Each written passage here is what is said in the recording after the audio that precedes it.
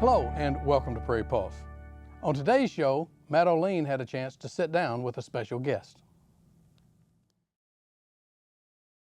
Coming up later on Prairie Pulse, we'll take a look at North Dakota Nonpartisan League legend A.C. Townley. But first, my guest is Moorhead artist and author Nicole Ray. Hi, Nicole. Hi, nice to be here. Nicole is the author of several books about art journaling, including this one, Art Journal, Art Journey, and she's going to talk about that and many other things. But Nicole, just start by telling folks where you're from originally, your background, and how you got into art and how you got back to Moorhead. Okay, well, I was born and raised in Moorhead, Minnesota. And I have been collaging and creating since I was young. It started about at the age of 6, and my mom's magazines and shoe boxes and lots of glue, and I've been collaging ever since over the years. Mm-hmm. And what you told me is you were recently lived in California, you came back here recently, and things really took off for you. Tell us about why you came back and how things really took off for you when you got back to Moorhead. I left the area right around 18 and spent a lot of time in the Southern California area, and recently just moved back after 8 years and have been back in the area for about 2. And since coming back to the community, it's been amazing to see how Fargo has been growing and embracing the arts, and through all of those events and things going on, I have had the opportunity to be featured artists and so forth. So it's just that good old Midwestern spirit and being back here.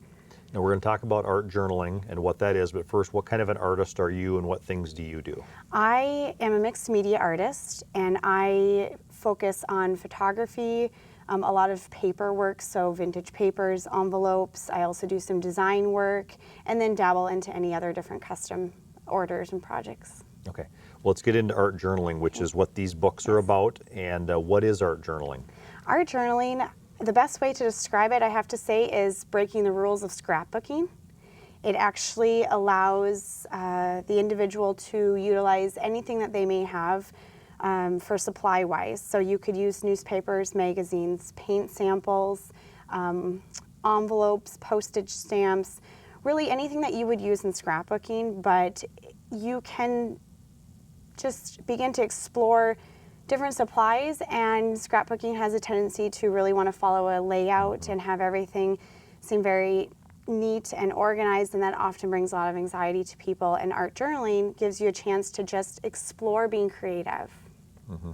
And is art journaling the way, I mean, it's hard to make money as an artist, obviously, but you have a business, right? You do that, correct? Tell us about that. So I have been collaging over the years, and since I have gotten back and had the opportunity to finish writing this book, stepping into art journaling is actually what I'm doing, and a career has been unfolding for me since I have moved back in the area. A couple avenues I've been able to do is be part of NDSU and their campus attractions, leading 80 students through a creative night, collaging in blank journals, and as well as I'll be partnering with another nonprofit coming up very soon to also lead again another just creative opportunity for people to sit down and create and just enjoy themselves and have fun.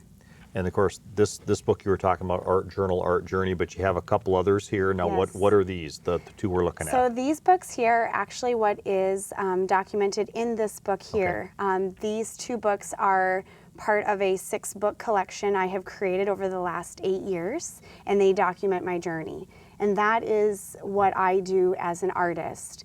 I document my life through photography, journaling, collecting papers and bits as I go. And so this art journal, art journey, hence the journey part, is truly using a creative format to document your days.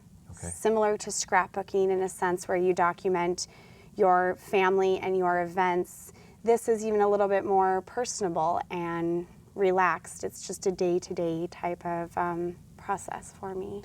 Now, since you've started this, have you found that people are interested in doing this, and have they come to you? Just tell us about that process. Art journaling actually was very new for me as well. I always refer to it as mixed media book arts or collaging.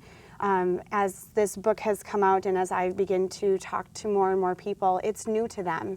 And the minute they hear about it, they are so excited. And they often state, I've tried scrapbooking, but it just was too much for me. And I begin to just show them the books that I do and the supplies that I use. And immediately I have people contacting me via Facebook or email, showing me what they've made, and really have found that art journaling is allowing people to be brave and explore their creative sides. And how do you help them? Do they come to you? Do you contract with them? Tell us how that works. So as of right now, I have most of the time have just been sharing my process at different events that I'm at. I do on my website have a how-to area where you can go and see step-by-step how I make my projects. As I move forward, I'll be doing workshops, and that's going to be the best way for me to connect with individuals that have shown a great interest in some of the work that I have done. Now, you mentioned that scrapbooking can prove too much for people. I think it's too much for my wife, actually. She goes on these retreats every 6 months, and the work that goes into before she leaves, I'm like, why do you want to do this? But anyway, if she sees this, she'll be upset with me. But anyway, this is not as intensive from what I'm understanding. Is that what attracts people to it? And how much do they have to put into it, or how little do they have to put into it? Art journaling has a lot of freedom, and what I'm finding for myself is scrapbooking, believe it or not, as creative as I am, was difficult for me, more so on a bit of a perfection side. You feel like you have to follow a set of rules, but you don't even really know what the rules are. And art journaling allows an individual to work in a blank sketchbook with a couple of old books and pens or oil pastels, or they can work in a larger book format and really expand their use of materials, collecting more and more things. So it really allows an individual to go from paper and pen to a big book that they can then collage in and add lots more supplies to. You've got a chapter in here called The Creative Collage Process. Tell us what this means and what that means. So how my book arts process or art journaling works is 6 months prior, before I begin even creating, I am working in a Word document on my computer, exploring journaling.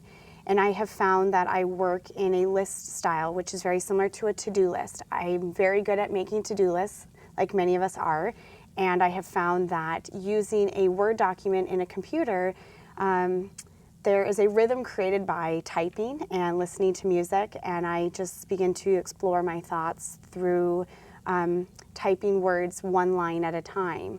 And through that, I will grow that text till I feel I'm finished, which is just something you'll feel when you feel it. And then as that's taking place during that time, I will then explore collecting additional supplies. So I spent some time in Arizona for 8 months. I wanted to document my journey there. I began to collect old books on hiking and the desert, old postcards, maps of Arizona, little bits of things that I felt connected with me to the area. Then I will then take a table and I will set up these supplies along with rubber stamps and some glue, paper clips, buttons, and I'll just set up that work area. Then I'll print out all my text, and then each morning over a cup of coffee I will collage a page, and that becomes the process of what I do. Okay. What kind of materials does one need to get started? It can be as few as just maybe a blank journal, and you can work with a small little pocket-sized journal or a larger journal. Some people enjoy working in a small book, and some people find that doesn't give them enough space to explore, so that you can work into maybe a larger notebook style. Then from there, some of my most favorite supplies are a set of rubber stamps and ink, a couple old books. You could go and get some scrapbooking supplies, some paper if you want to, stickers, so forth, and a couple pens and maybe something to add color, markers, crayons, oil pastels. It's a time art journaling allows you to really use supplies that you're comfortable with, but then also maybe go out and try something that you're not so comfortable with. We talked a little bit before about you've been able to now make a living as an artist and art journaling teacher or self-help person, I guess we can say that. But how difficult is that to do? Because when you're in California, like you were, hard to break through out there. There's so many people. You come back here, Fargo Forum does a story on you, you've got workshops, here you are in Prairie Pulse.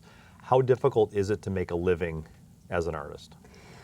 Well, for about an 8-year period of my life, I did not create very much. I did spend a lot of time in Southern California, and it was very overwhelming for me.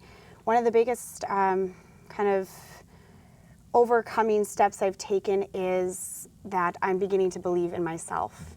And I've always been creative, and I've had many people believe in me along the way.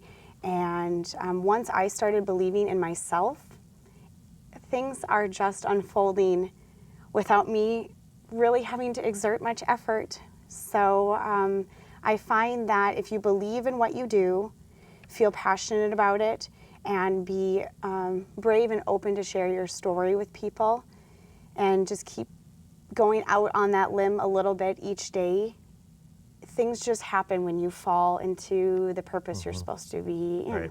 Yeah. You talk about beginning the process by collecting your words. Take us through this, what this means. Over the course of my 10-year kind of art journaling process, words have started to come into my life. And we have words around us all the time. But words like believe, words carry your faith, create what you most need to find. These words have just been coming to me, I think, or coming within me. And these words I then are now exploring through my art journaling, whether I'm stamping them and then exploring additional text around them, or I've got a small project I'm working on where I'll take and, for example, the word create, and I will find that word in the dictionary. We hear it all the time, but what does it mean? Right. So I'll cut it out and I'll paste it in a bit of a small book, and then I decide to write a definition of what it means to me. And as I've been stepping into myself at 29 now, these words are helping me find who I am and where to go, and learning more of my path by just holding on to words in my life. Talk about adding color to your story. You talk about that as well. What does that mean? Adding color. For about 10 years, I never knew what my favorite colors were. And I guess the common color of black was in my life, whether it was in my clothes or, my handbag I was carrying.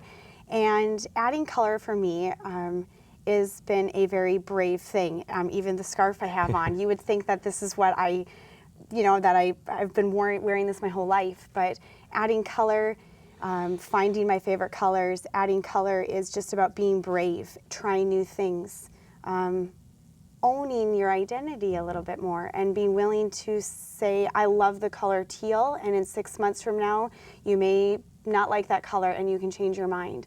So really adding color in your life is symbolic for just being brave and knowing that you are okay just the way that you are, and you can be an individual and be unique. You talk about in the book also courageously exploring your creative process. What does this mean? Over the years, I built out a bit of a wall for creating. Just like anything, we will have fear that comes in. And each morning, since I've been back in the area, I courageously get out my art supplies and create. And I know I'm an artist and this is what I do, but each day I overcome my own fears and walls that I put up of embracing what I truly love. And through creating a little bit every day, I'm finding that I'm following my heart, and those walls are starting to come down and just starting to breathe into where I'm at. And you try to impart that to other people, Yes. right? Okay. How old were you when you kind of realized this is probably what you were going to do with your life? Or maybe you were too young to even realize that was going to happen, but maybe your parents did. When I was collaging shoeboxes, one day I still remember a commercial on the TV for an art school in, I think it was San Francisco. And I remember feeling that feeling of, I want to go there one day and I want to do that. And then I went through high school and I dabbled into a little bit of some creative classes at a college down in Minneapolis. And then I started doing some graphic design stuff, which was more computer oriented. And I didn't really like it. And I stepped back from it. And instead of stepping back into art, I stepped more on the side of I think I should maybe do business or something that I could make money from. And I followed that path, and it has taken me wonderful places. And it wasn't until I moved back 2 years ago that I looked at my mom and I said, Mom, with everything that I know I am, this is what I have to do. I have to set this into motion. And as I reflect back on the last 2 years and the last 10 years, I realized I've been taking little steps for the last probably 5 or 6 years, but never realizing it was unfolding into something that would lead me sitting here with you. We talked about scrapbooking earlier. What are the differences between scrapbooking and this? A lot of women do scrapbooking, but tell us again what some of the differences are. Probably the main difference is the book you work in. Right. Scrapbooks are often the larger size scrapbooks that we know. They make paper that fits right into that template, and then everything is kind of designed around that size. Over the years, they have made a smaller version of a scrapbook, but you're limited. You've either got these pretty much 2 sizes to work in. Art journaling allows you to take a blank journal, individual sheets of paper, an old book. You can really use anything for your base in any size. So right away, it's allowing the individual to connect what they feel comfortable with, starting with the book. So I would say that that is one of the major differences between the two. Then the next part of it, it separates. Many people think you need to go to your local craft store and buy everything that is in the scrapbooking aisle to make a page. And then you bring it home and then you don't really know what to do with it because you feel like there's a certain way that you have to do that. And art journaling allows you to possibly go up in your attic and find some old envelopes or vintage postcards that you maybe had passed from a family member. You can go to a thrift store or a garage sale and find some old books, or you may have some old books. You may have a whole stack of maps from your travels you've taken over the years and you don't know what to do with them, or that box of photos that you have had. It gives you a chance to take anything you've collected over your life and collage with it and create with it. I know you've achieved some goals already coming back to Fargo-Moorhead, but what are your goals in the next coming years for your art and your design business? I would like to travel and take my art journaling and my workshops to different colleges, different nonprofits, whether that is working with young children or older adults. I would like to go where I guess I feel like I would be called to go, and to inspire individuals to, no matter what and how old you are or where you're at, to continue to explore your creativity. If people are interested in what you do, your book, yes, working with you, where can they go? Who can they contact? How do they do it? ArtistNicoleRae.com would be my website. You can also search that and find my Facebook. I will be doing workshops in the community starting in the fall. Unglued in downtown Fargo would be the place to go. I'll be added to their workshop catalog. I'll be doing different events here and there and spend a lot of time downtown. So you'll most likely find me in a coffee shop or walking and photographing. So. And can they contact you directly too if they want to work with you one-on-one? Yes, okay. And they can do that by going to NicoleRaeDesign@yahoo.com. That is my email. Or find me on Facebook under Artist Nicole Rae. All right, thanks Nicole. Thank you. My guest has been Nicole Rae, Moorhead artist and art author. Stay tuned for more.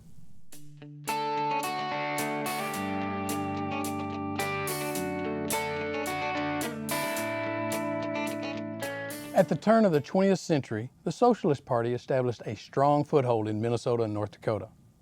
But the party's lasting influence is not in the handful of local elections that its candidates won, but in the ideas it sparked in Nonpartisan League founder A.C. Townley.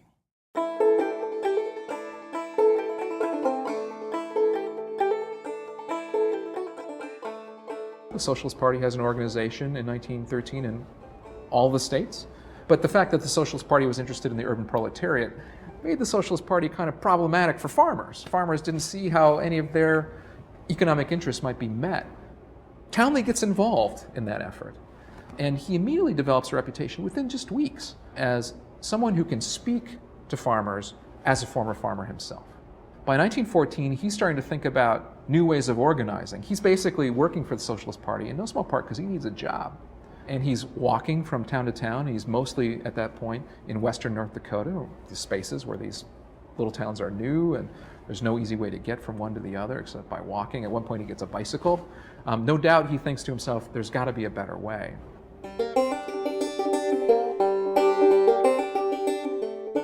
He and a colleague named Albert Bowen end up in and around Bowman. And in Bowman, they're having conversations. There are some other socialists. They're thinking about what they could do to make this work of organizing for the Socialist Party easier in these rural districts. And they hit on the idea of an automobile. Townley grabs onto this idea, and they start canvassing western North Dakota. And what Townley offers these farmers as he travels from farm to farm, speaking to them individually, is an opportunity to be part of this organization department for $1 a year. It's a membership that's not a membership in the Socialist Party, but allows them to get certain forms of propaganda from the Socialist Party. He's an original recruiter in that he asks for post-dated checks, and he sells socialism light as opposed to true socialism. You can see Marx and Lenin spinning when you talk about Townley. Just not exactly what they wanted as a super salesman. He ultimately gets canned from being a socialist recruiter and ends up going to watch the 1915 state legislature. And in the process, Townley and some of his friends sit down and start hammering out what they initially called the Farmers' Nonpartisan League, which after a while becomes the Nonpartisan League. Sometimes politics are led by charismatic leaders. And you had in A.C. Townley a charismatic leader, someone who knew how to organize. He forgot all about the Socialist Party once they fired him, but he didn't forget about the ideas.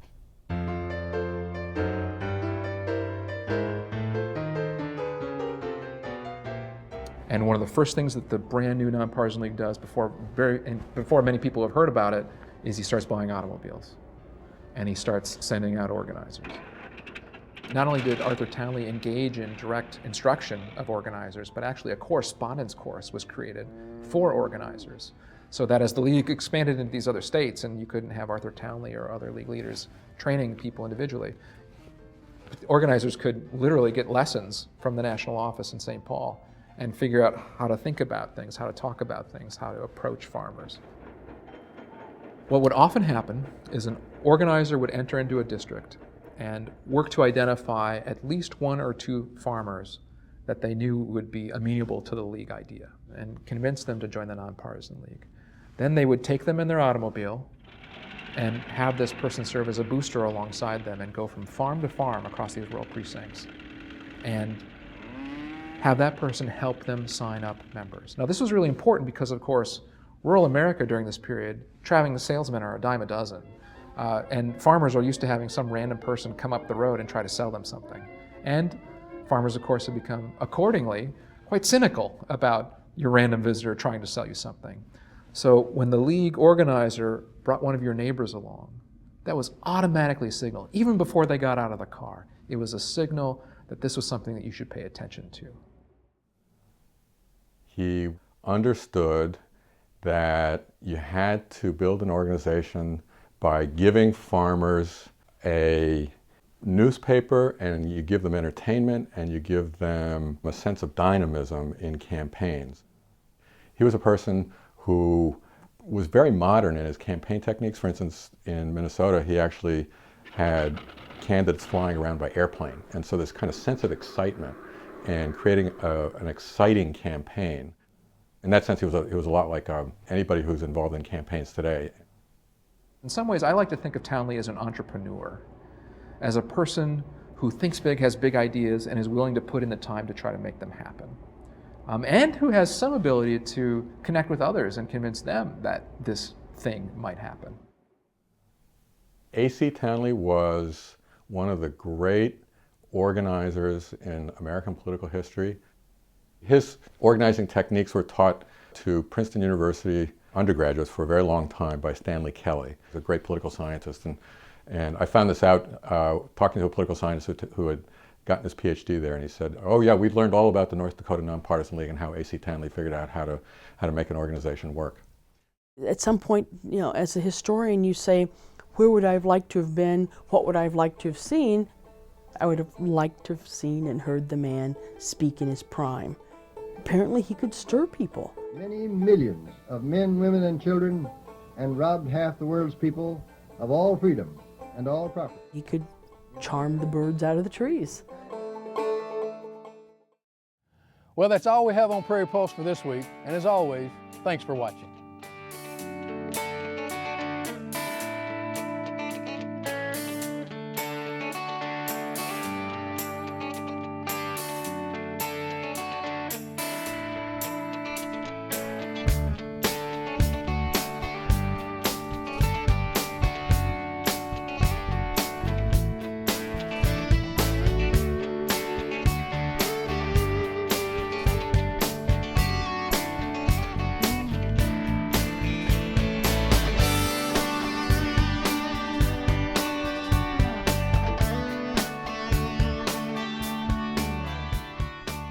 Funding for Minnesota Legacy programs are provided by a grant from the Minnesota Arts and Cultural Heritage Fund, with money from the vote of the people of Minnesota on November 4th, 2008,